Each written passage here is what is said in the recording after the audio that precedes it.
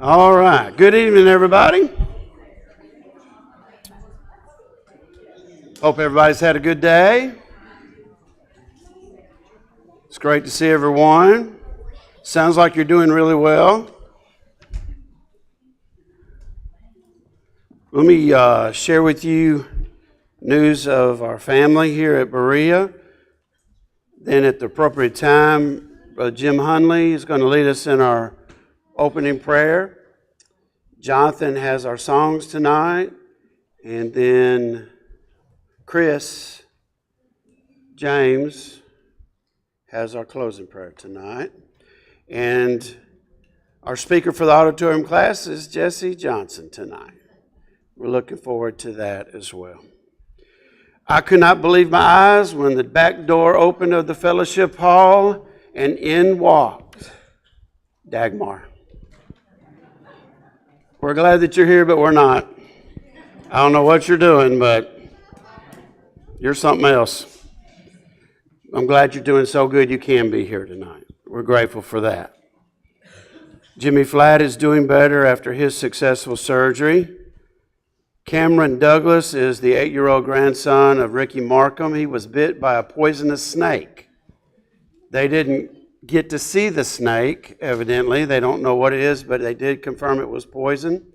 And he is in Vanderbilt still. And they were able to give him some antivenom. He is really badly swollen, but they say he's going to be okay. And he may get to go home tomorrow or the day after. They're hoping for tomorrow.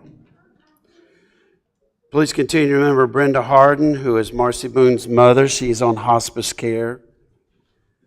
We need to be mindful of Lynn Pulley. Lynn is from Noreen, dear friends of Jen's family. In fact, his daughter introduced Kobe to Jen, or Jen to Kobe, or somehow they got together. But Lynn just recently had some tests and found out that he has terminal cancer. And he's already been put under hospice care. And just be mindful of him. I know that's a wonderful family, and that it means the world to everybody down at Noreen. Prayers for him. We're sad to hear that Joe Kukan, who we've been praying for quite some time, friends of Terry Burton, has passed away. Sister Wanda is doing better. I don't think she got to. She was hoping to go home today. But she is getting better. She has pneumonia, a touch of pneumonia and a UTI.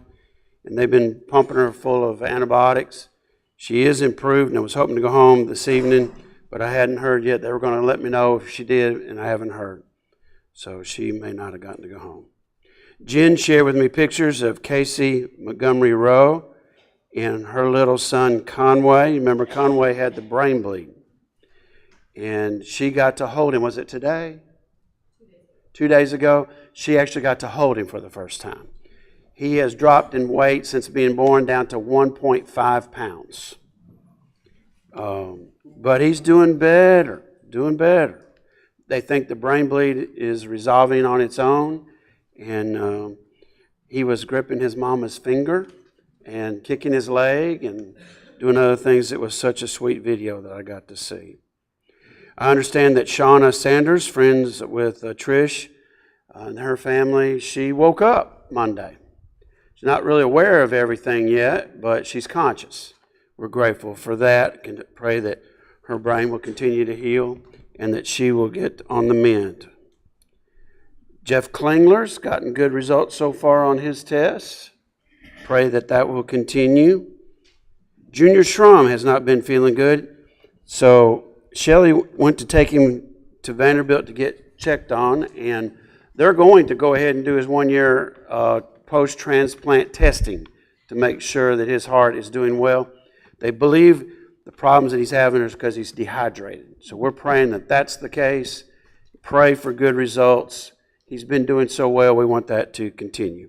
Mike Wall, Megan's dad, Megan Bradley's dad, has not been doing well. His blood count dropped so low they had to stop chemo. So we want to be in prayer for Mike Wall.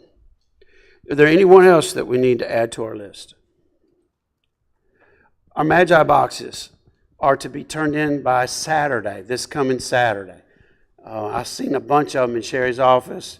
Thank you so much for everybody taking care of that. They disappeared here really quick, but we need them to reappear really fast.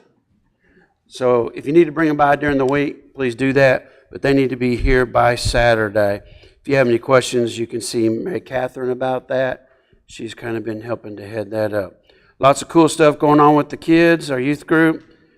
This weekend is the Ocoee, is that right? I won't be going. And I'll tell you why. Because I hear that every once in a while you get thrown out of the raft and they have to pull you back in. And that ain't going to happen. And I don't want to be towed all the way down the Ocoee River. A footnote about next Wednesday night. You know, our facility here is used for a lot of different things, and one of the things it is used for is this community votes here. And the voting will take place next Thursday, a week from tomorrow, but they have to set up the voting machines on Wednesday. Once the voting machines arrive and are put in place, that room has to be sealed so that nobody can go tamper with the machines. So next Wednesday night, we're going to set up some tables in here and have pizza and cold drinks and water and just have a light snack together of pizza in here. Nothing major, that's it. Just going to have a little pizza party. But that'll be in here so that we will not disturb the voting machines and have that going on in there. So I wanted you to be aware of that. Next Wednesday night, the teenagers and everybody up will be in here. Carson Teal is going to be sharing with us on faith throughout the stages of life. And we'll look forward to Carson being here with us then. Lots of other things on the back of your sheet. This coming Sunday, Lord willing, is our prayer for our teachers and students in schools. That's going to be this Sunday. Men's breakfast is a week from Saturday. Back to school bash is the day after that. And then the 11th of August is homecoming. And we're looking forward to that. Anything else that everybody needs to be aware of? All right. So glad you're here tonight. What a great group we have assembled. Brother Jim, if you'll lead us in prayer.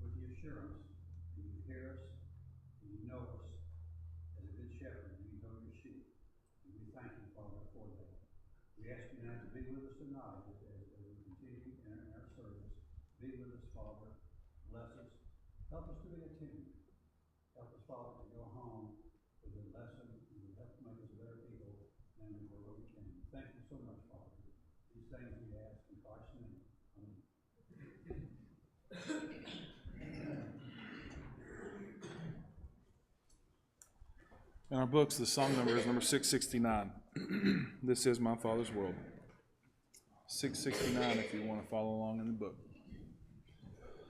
This is my Father's world, and to my listening ears all nature sings, and round me rings the music of the spheres.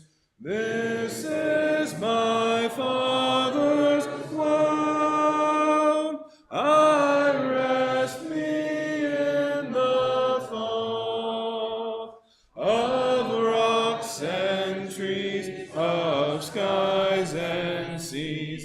His hand the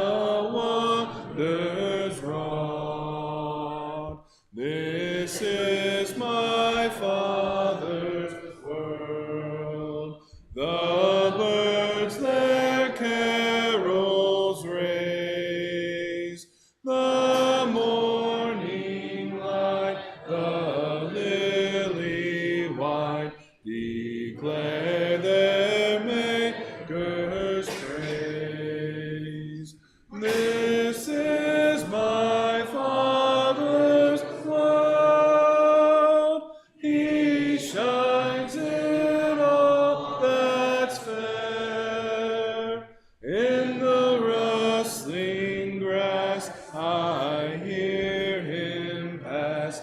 He speaks to me everywhere. This is my Father's world. Oh, let me ne'er forget that though the wrong seems oft so strong, God is the ruler yet.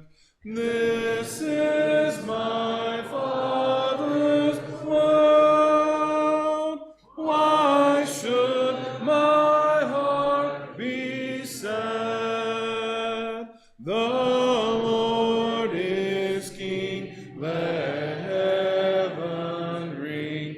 God reigns. Let earth be glad.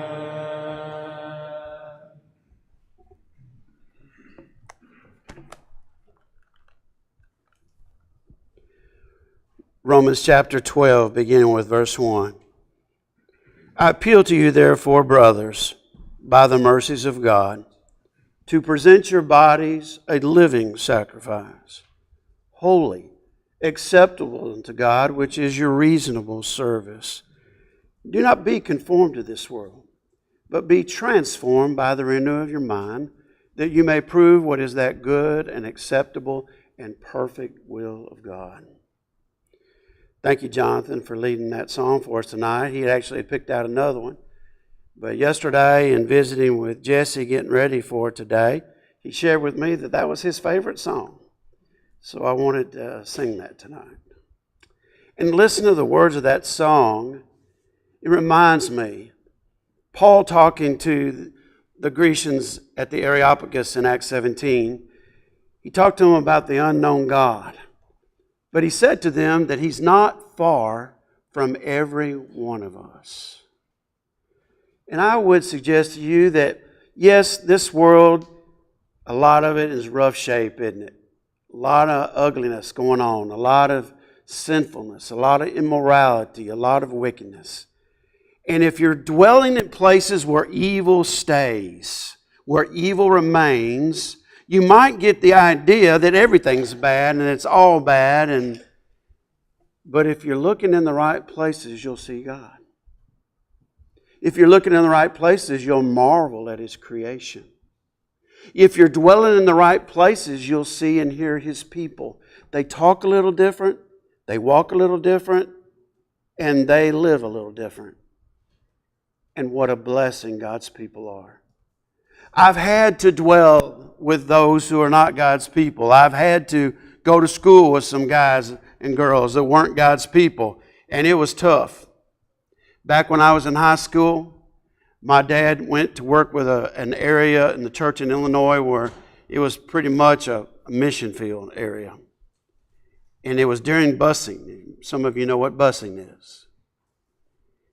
And I went to a high school where 8 armed security guards walked the halls every day. It was scary. And the language I heard every day and the violence I saw every day, it was terrifying. I graduated from there and went to Freed-Hardeman to school. I went from a place where there was violence and meanness and fights and animosity and hatred to a place where predominantly most everybody there are Christian young people who love each other, love the Lord, and it was like paradise on earth. What a blessing those years were for me. I've lived and worked in the public and dealt with people every day whose every other word comes out of their mouth is 4 letters. And to hear the way they think and the way they talk, it is such a depressing, difficult existence for them. But I wanted to be reminded tonight, this is my Father's world. But don't be conformed to the world of darkness, but be transformed by the renewing of your mind, that you may prove what is that good and acceptable and perfect will of God. I mentioned this Sunday as we started talking about how we decide right from wrong. I talked about the fact that there are a lot of people out there trying to shape our world, but the one that made us has all the right answers. The one that made us has laid out a life for us, and it truly, truly, I mean this, it is the greatest life you could ever hope to live. It is not a drudgery, it is not a chore to live godly and righteously in this life. It is a blessing. And all that live righteously are blessings to one another. Isn't it a blessing to be here tonight? Isn't it a blessing to share life and faith with one another here? And how much do we mean to one another? So I just want to encourage you. There are parts of this world that are difficult. Parts of this world is ungodly. But parts of this world is God and His business and His people and His image. What a blessing. Let's be the example. Let's say the right words.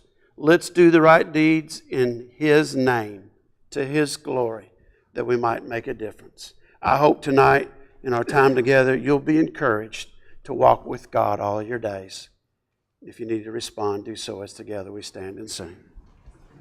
All to Jesus I surrender, all to Him I freely give. I will ever love and trust Him in His presence daily live. I surrender all. I surrender all to Thee, my blessed Savior. I surrender all to Jesus. I surrender humbly at His feet I bow. Worldly pleasures all forsaken. Take me, Jesus, take me now. I surrender all.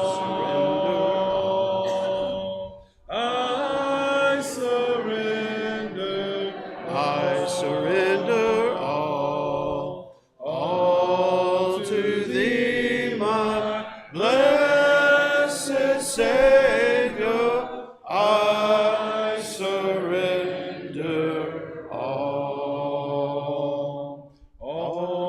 to Jesus. I surrender, Lord, I give myself to Thee. Fill me with Thy love and power. Let Thy blessing fall on me. I surrender all. I surrender all to Thee, my blessed Savior. I surrender all. Dismiss the class.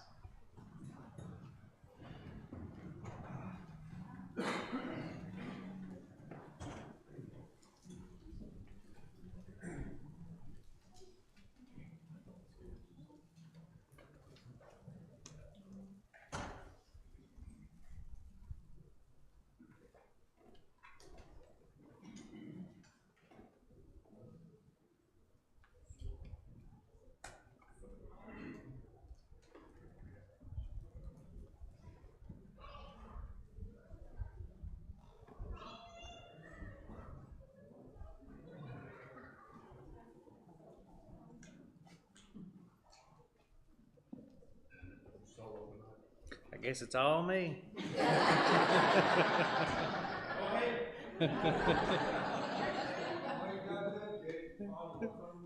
Just read the screen, that's it. Just read the screen. I had to go get a cough drop.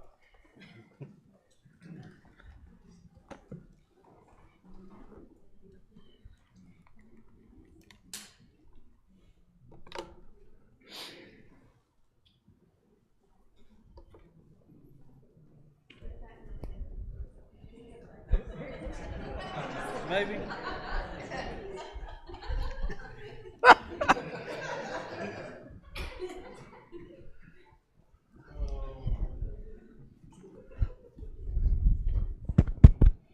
All right. Great to see everybody tonight. I don't think mine's working. Gotta be smarter than Maybe. You build gutters, I'll take care of Mike's. That's it. I don't do electronics. Have we been blessed by the last several weeks on Wednesday night? What a wonderful, wonderful blessing it is to be encouraged by these guys. And as I mentioned before, every single one of them that I've asked to do this during this summer series, I've never seen any of them. They may have prayed, but I haven't ever seen them get up and talk. And so this is out of their comfort zone. Definitely. But everybody's done a great job. And I can tell you, we spent quite a bit of time yesterday together sharing about faith, about life, and getting ready for tonight. And it was truly a blessing to be with you yesterday. As well with you. So we're going to visit with Jessie. If you don't know Jessie, this is Jessie and his wife Brittany is right behind Elena. There she is. And we are so glad that you guys are here at Maria, that you're part of the family here. And we'll talk more about that in just a little bit. There they are with little Jessie, who's actually old Jessie, and Layla, sweet Layla. She's my buddy too. Jessie and Brittany coming up on their 14th anniversary. Jessie Jr. is 12 and Layla is 4. That's a great picture of y'all. Really good. Need you to bump it. It's stuck, Ronnie.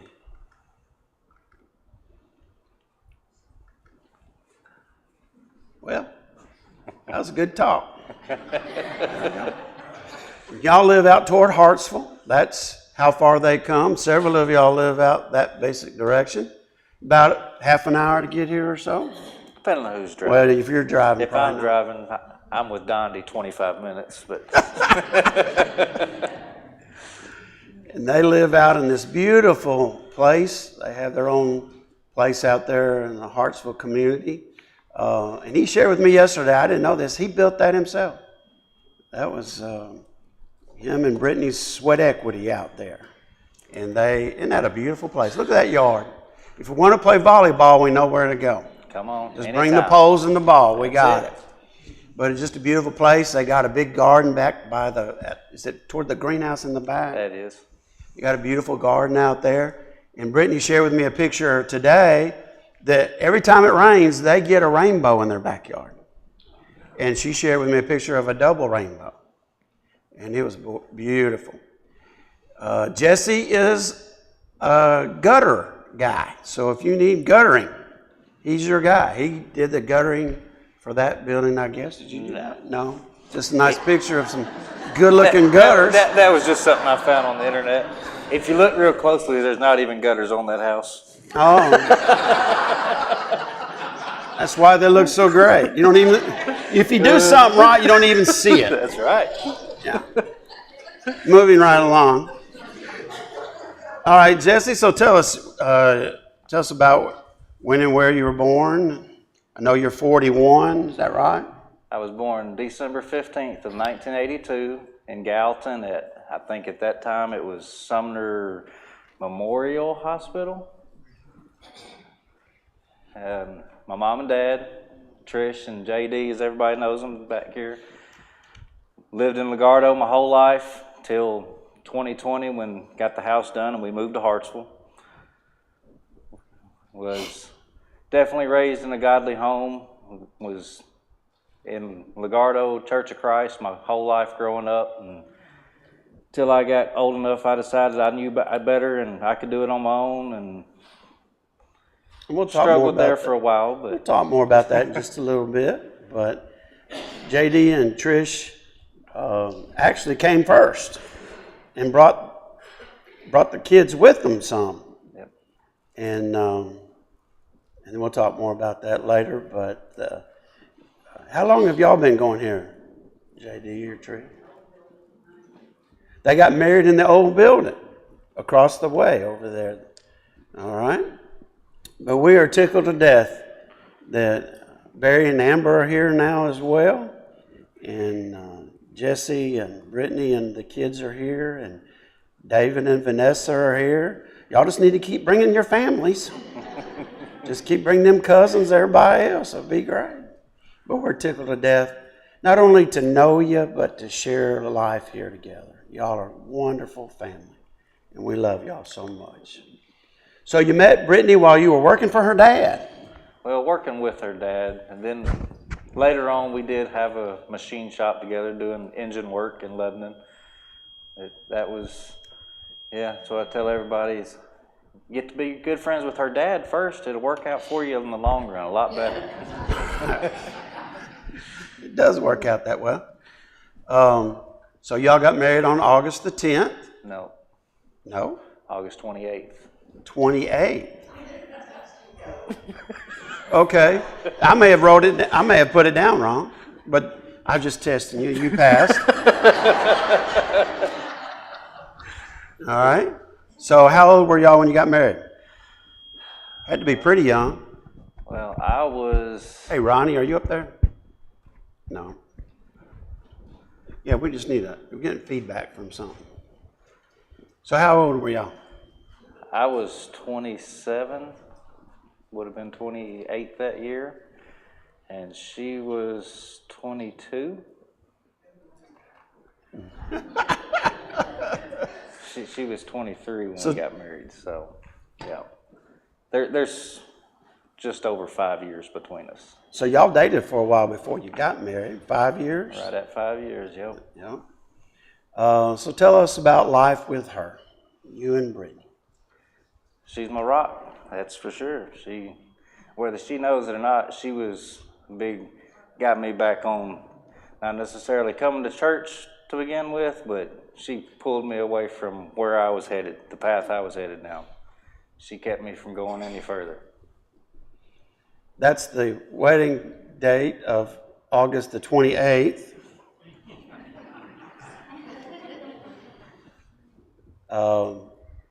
And you got a nice do-rag there. But if I had your hair, I wouldn't be wearing a do-rag. You got some good hair there. What a beautiful picture of y'all and your folks and everybody. That was great. That's a sweet picture of you guys on the beach. That's an interesting picture. Is that the day that you found her or something? I don't know. So me and her mom and dad and 2 other people, we founded Bikers Against Child Abuse in the state of Tennessee. That was my next slide. And this was one of our family fun days, and we had different games we played, and she had to ride on the back of the bike with a golf ball and sit it on the top of a traffic cone as we went by without me putting my feet down or throwing her off the back. So I don't think we won. Bikers Against Child Abuse is an international group, and y'all helped to found the one here in Tennessee, and they do a great job of trying to save children from suffering, from being in horrible situations where they're hurt or mistreated or abused. And that's a beautiful work. I appreciate all that you all have done for that. He shared with me yesterday his favorite passages. One was Philippians 4 and verse 13, I can do all things through Christ who strengthens me. And then this one, blessed are the peacemakers, for they shall be called the sons of God. And I was thinking about that when I saw this picture and knew that you all had done so much for that. You know, children have a special place in the heart of God. And I know that bringing peace in their situation and bringing peace in the world is God business. And I appreciate so much you all doing that. I heard it's hard to get good help nowadays. It is very hard. Brittany posted that not too long ago. She was actually out helping you do a job one day. And you can ask Jen and Colby how well she done, because that was actually on their place. You got a thumbs up. He didn't have any other help. Yeah. All right. So you're a dad to Jessie, who's 12, very old, and Layla. What does it mean to you to be a dad? That's the world. You don't realize what love really is until you have a little one. I thought I knew what it was when me and Brittany got married, but once the first one come along, and then the little girl too, that's my world. All of love right there. No better way to explain it. Yeah. You've got a beautiful family. That was taken, I think that might have been Easter. Was that Easter? That picture was made. And I got some pictures of you being dad. And that looks like some yeast rolls from Logan's. I think that was actually Texas Roadhouse, but Which is better. And then going on a mountain bike ride. That looks like it's cool. And I saw where over the summer y'all been up to the mountains and y'all were wading in a creek or a river or something there, and y'all love the outdoors, I see. love it. Even when I'm home, built that beautiful home, majority of my time spent on the front porch. It's a beautiful place out there. It really is. So I want to go back to the next question. What is the hardest part about being dad? Trying to make them listen. Well, yeah. That's all I'm going to say about that. You got a ways to go. What's the greatest thing about being a dad? Just the joy of being able to teach them things and show them that, look, you can do this, whether people tell you can or not. If you put your mind to it, you can do it. Just being with them and enjoying life with them. Jessie is a jack of all trades. He can mechanic, he can build, he can fix stuff, do stuff. He can work in the yard, work in the garden, do all sorts of things. And just about every picture I see you doing stuff around the house, the kids are right there with you. I love them to be there. And there's no greater feeling than somebody wrapping their arms around your neck and calling you daddy. And they don't learn any other way. The way this world's teaching nowadays, I want them as close as I can keep them.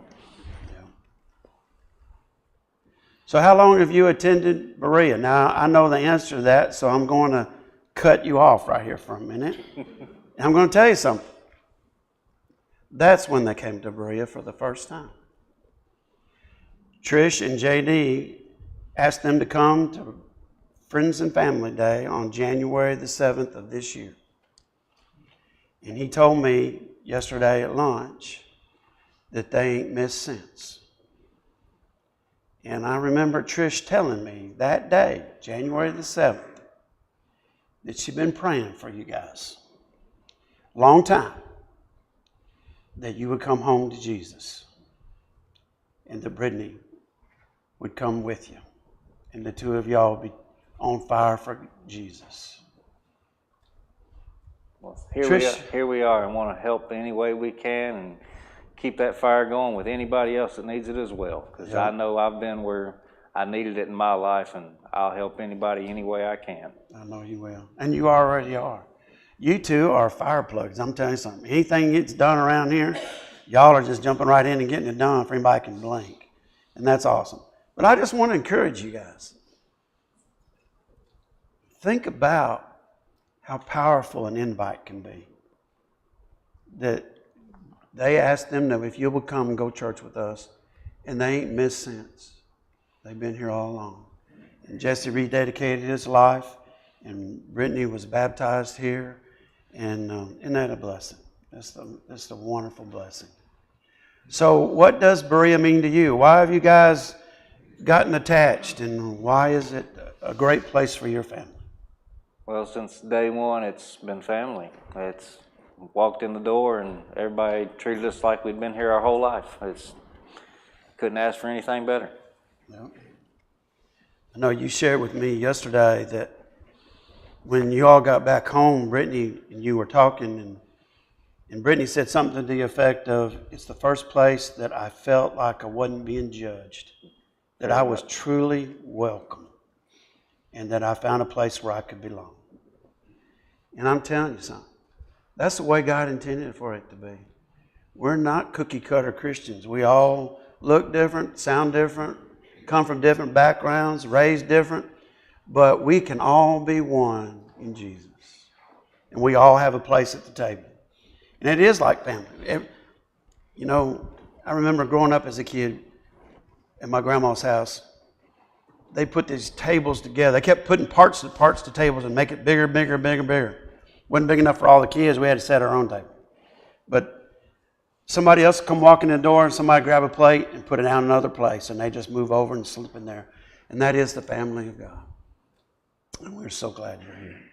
So how important is the church to faithfulness? It's all of it. You have to have. You can't have faithfulness without church. It's especially these days. You've got so many out there that want to lead you, and if you follow anything, the church family as a whole, that's what keeps you on that straight and narrow. It's much needed. Without it, you're lost. You shared with me, and it gets to the next question, one of the challenges to your faith was when you got to be about 18, and you thought that you were big enough and old enough that Knew everything. you're going to do your own thing, and church wasn't on the list. Yep. So the world kind of got a hold of you. It took you off in another direction. What was the allurement of the world? Was it just the quest to be your own boss, or what was it that led you away? Friends that, well, let's go do this. This will be fun. Let's go do this. Go do this. Well, we ain't got time to go to church. We're headed to the beach for the weekend, or we're headed here. We're going to do this. So it was just, and then before you know it, once or twice, okay, I can do that. And then before you know it, it's like, what's church anymore? It's who's going to church? Why you do that? It took me a long time to realize where I was at in this world and to get back to where I needed to be. And you told me yesterday that kind of motto for your life is that whatever you do, you give it all you got. That's it. And when you came back to the Lord, I remember you rededicated your life. I don't know if it was a Wednesday night. I believe it was a Wednesday night, but it might have been a Sunday night. But when you did, you have truly given Him your heart again. You've been 100% for Jesus since you've done that. And I'm really proud of you. I appreciate really it. Proud of you. And you mean a lot to us. And your family means a lot to Berea. And I want to tell all of you, all the Johnson family, I want to tell you that you have been a shot in the arm to all of us here, that you have been an encouragement to us. It's just wonderful. We're just so tickled to death that you guys are here. So to correlate your life to Scripture, we're going to look at the life of Moses. Specifically in Acts chapter 7. There's something about the timeline of Moses we don't find in Exodus or any of the Pentateuch as it's known, the first 5 books of the Bible. We find out when Stephen speaks to the synagogue of the freedmen in Acts chapter 7, he provides for us details in the life of Moses we don't find anywhere else in Scripture. It's fascinating. We're going to talk about that because Moses, at a part of our lesson today, was at your age. Now, most of the time, probably when you study the Bible and you have studied Moses' life, you don't think about you. No. When you think of Moses, what age do you have in your mind when you think about Moses? Older than 40, right? Yeah. But as a pivotal part in his life, he was the same age as Jessie. And that's what we're going to read about tonight. Acts chapter 7, beginning with verse 17. As the time drew near for God to fulfill his promise to Abraham, the number of our people in Egypt greatly increased. Then another king who knew nothing about Joseph became ruler of Egypt. At that time Moses was born, and he was no ordinary child. For 3 months he was cared for in his father's house. Then he was placed outside. Pharaoh's daughter took him and brought him up as her own son. And we all know that story well. Jochebed made a basket coated in pitch, which is like tar-like substance, put him in there to fulfill what the king's decree was, which was what? Throw all the babies in the river. He just didn't say you couldn't put them in a basket with pitch on it.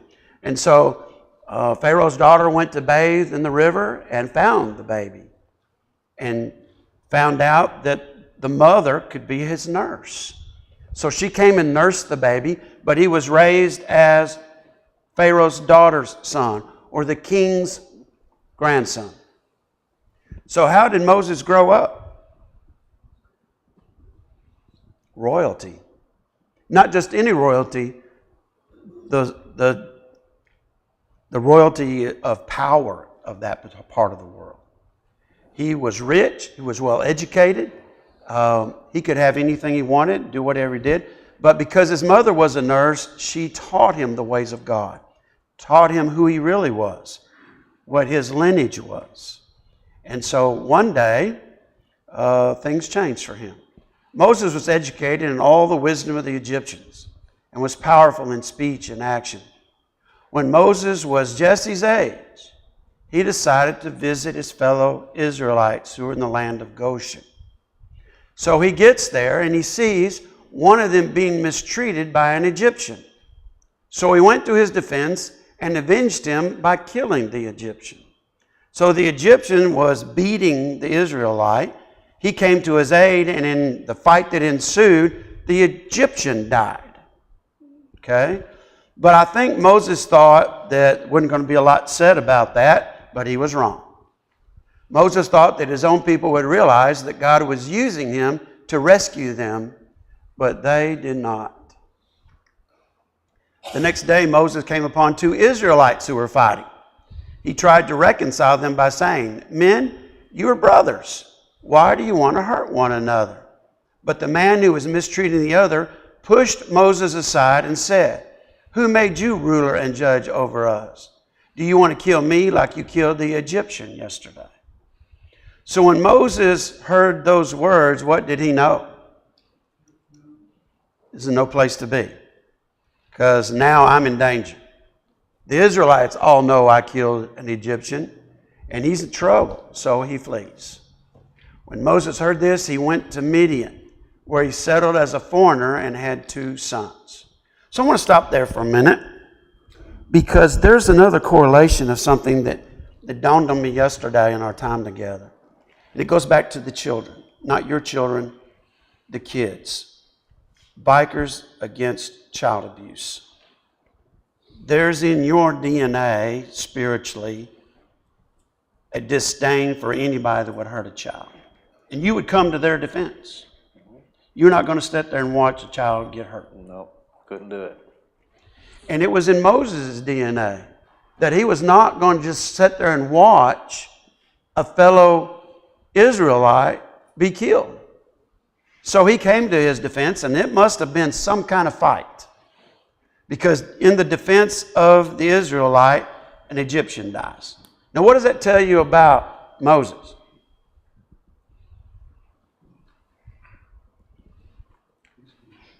He was probably strong and well built. Not only did he get a great education, he was great physically fit and held his own during a fight, and this Egyptian died. But what brought him into that possibility was that he couldn't stand it to see somebody mistreated. And even the next day, he sees 2 brethren, 2 Israelite brethren, not brothers literally, but brethren because they're both Israelite. He sees them fighting, and he can't stand it. And he says to them, "Why do y'all want to hurt one another? You're brothers." Couldn't stand it. And so there is in our spiritual DNA in Christ a desire to go back to your favorite verse. Blessed are the peacemakers, for they shall be called the sons of God. And so, at your age, Moses made perhaps a subconscious decision. I don't think Moses said, you know what, I'm not going to be an Egyptian anymore. I'll be an Israelite today. It was just the series of events happened that way. But it was in his DNA not to sit there and watch somebody get hurt. And that pivotal time in his life is your age. So how's that strike you? You're the same age as Moses when he got into it and had to flee to Midian. It'd be hard to have to just take off and leave just because you felt like you were standing up to protect somebody and everybody didn't see it that way. Yeah. No matter what his intentions were, or matter the fact that he may have been in self-defense, he didn't see that there was any hope of staying there, so he had to leave. And so he went off to the wilderness with Zipporah, and they started their own life together, and he had 2 sons. So as far as he was concerned, what about his past? What about it being an Egyptian? It's done. Can't go back. Can't go there. And so he was going to help Jethro, and he's going to help 10 flocks, and he was out working the flocks when he saw a burning bush. I just asked you about that.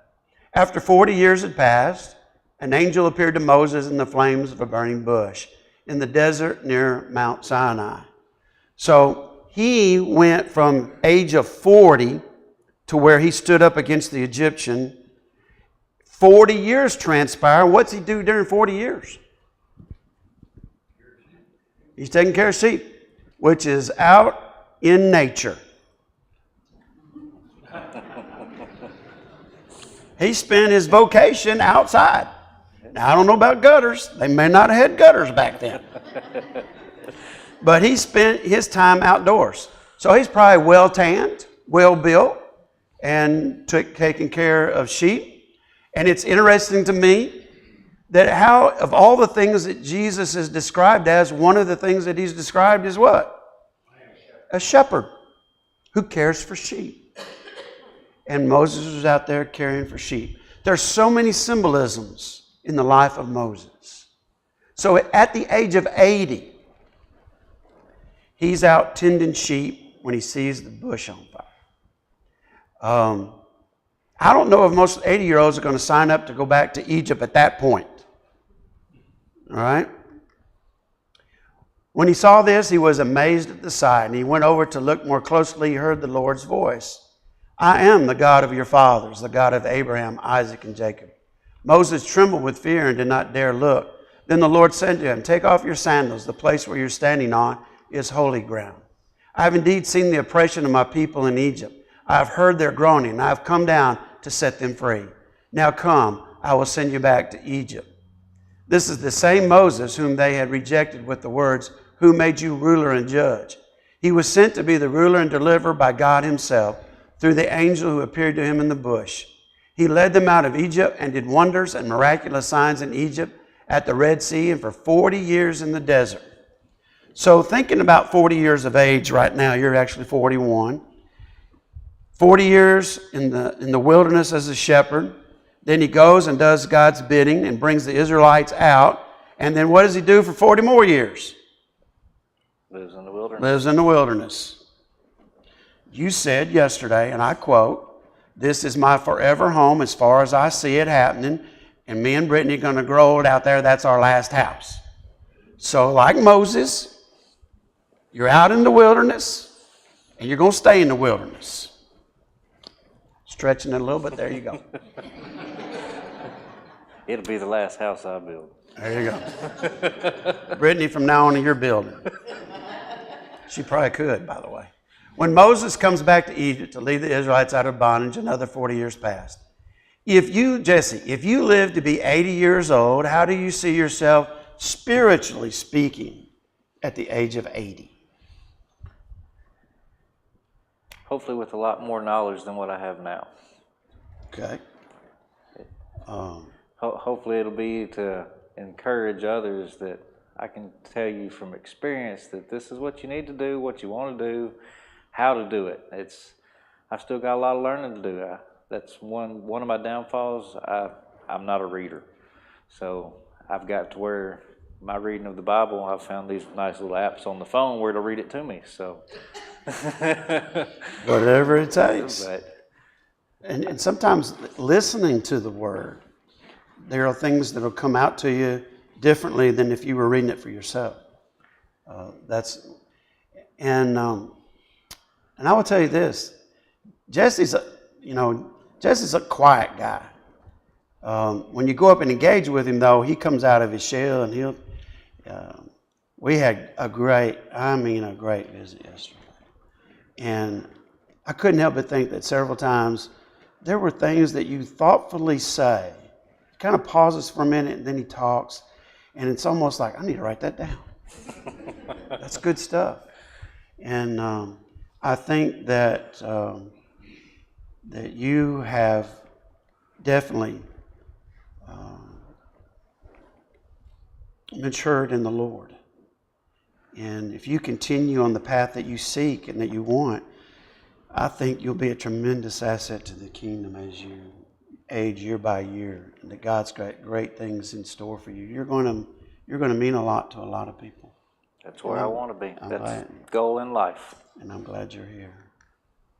So in Deuteronomy chapter 34, it says, "And Moses, the servant of the Lord, died there in Moab, as the Lord had said. He buried him in Moab in the valley opposite Beth-peor, but to this day no one knows where his grave is. Moses was 120 years old when he died, yet his eyes were not weak, nor his strength gone. The Israelites grieved for Moses in the plains of Moab 30 days, till the time of weeping and mourning were over." So the first 40 years of his life, he lived as an Egyptian. He lived at the table of the kings. He had the education of the kings. He had the riches of the kings. The next 40 years, he had made a determination to defend somebody, and it cost him all of those things. So he lived in the wilderness. When you, just a few months ago, made a decision to make a change of direction in your life, you left some things behind. There's decisions you made about priorities, about practices, about things that you wanted spiritual in your life. And what about those decisions? Well, there's the way life was going. It's like me. I was my biggest critic. It's hard for me if I can't make myself do something and accomplish it by myself, it's hard for me. I don't ask for help.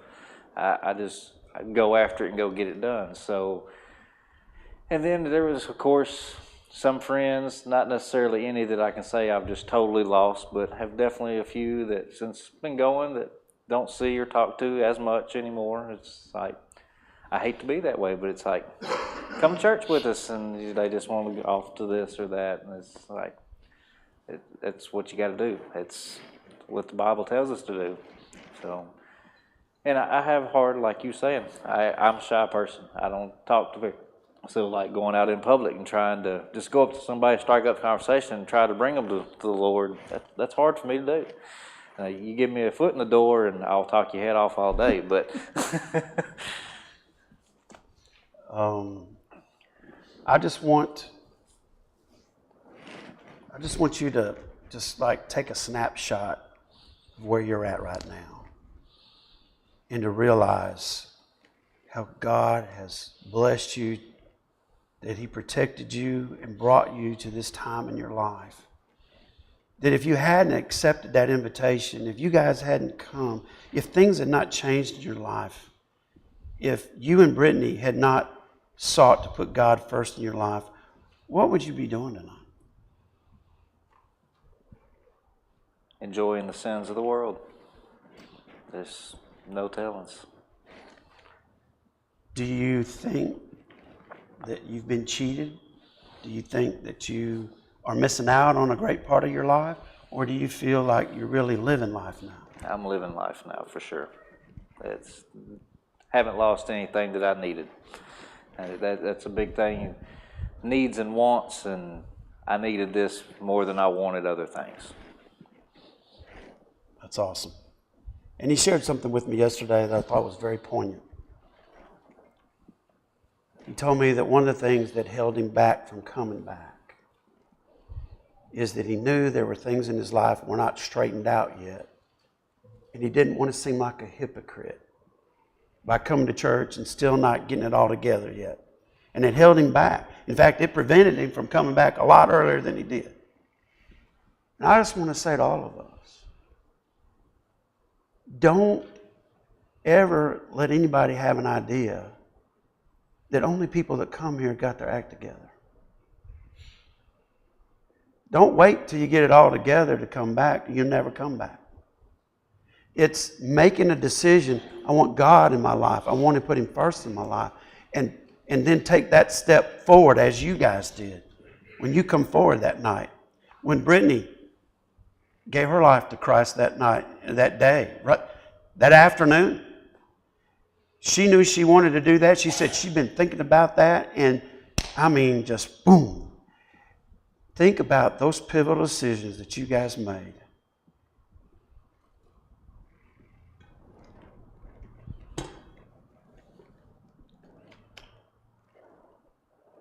Think about if you hadn't done that. About that old man right there. And that little girl. And that's what it's all about, leading them in the right path. You may have led them away from God, not to God. And now your decisions and your steadfastness toward God is leading them to the Lord and with the Lord and walking with Him. Not only have you changed your destiny and Brittany her destiny, but you're leading these kiddos in the way that God would have them go. And I'm so proud of you. So proud of you. Appreciate it. The last 40 years of Moses' life, he completed it at the age of 120. His vision didn't change. His physical strength had not changed. He had the vitality of a man in his 40s. And he was faithful to God up to the end.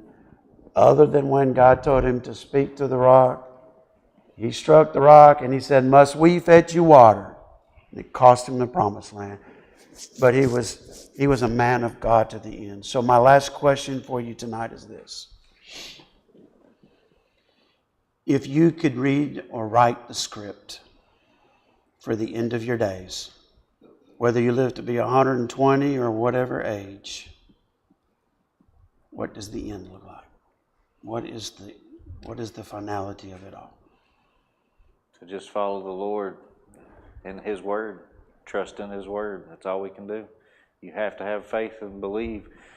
Brittany gets mad at me, or not so much anymore, but for years, because I had the mentality of it'll work itself out. It's still stress. It's like we have bills and I wouldn't have a job. Well, what are we gonna do? It'll work itself out. I'll figure out something. He'll take care of it. Well, even when I wasn't in my best parts of life, I still had the faith that it's going to work itself out. And if you keep that faith, you'll be there with Him at the end. So basically from 18 to 40.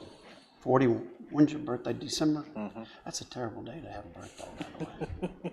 Mine's in January, right after Christmas. It's tough. It's a long spell from December. But anyway, I want you to know that you got sidetracked for a little while and you took a detour. But I want you to know, truly know, that Satan is not done with you. And that Satan is going to keep throwing temptations at you. He's going to keep putting the wrong people in your path. He may throw some discouragement out there. There may be somebody that might make you mad. There might be any number of things. But I want you to remember that little snapshot that I told you to take just now. You remember that snapshot of where you're headed and who's headed with you. And don't ever let go of that picture. The last thing I want to say tonight. Train up a child in the way he should go. And when he is old, he'll not depart from it. JD and Trish, thank you for teaching him and putting the seed in his heart. All your life, you have told him right and you have led him right. And God has prospered you. And I don't want anybody in here to ever give up. Back a year ago today, Trish and JD may not have felt so good about where they are at. They feel a whole lot better today. God can do incredible things with the seed sown in people's hearts. So glad that He delivered you. I love you guys. Chris, would you lead some prayer?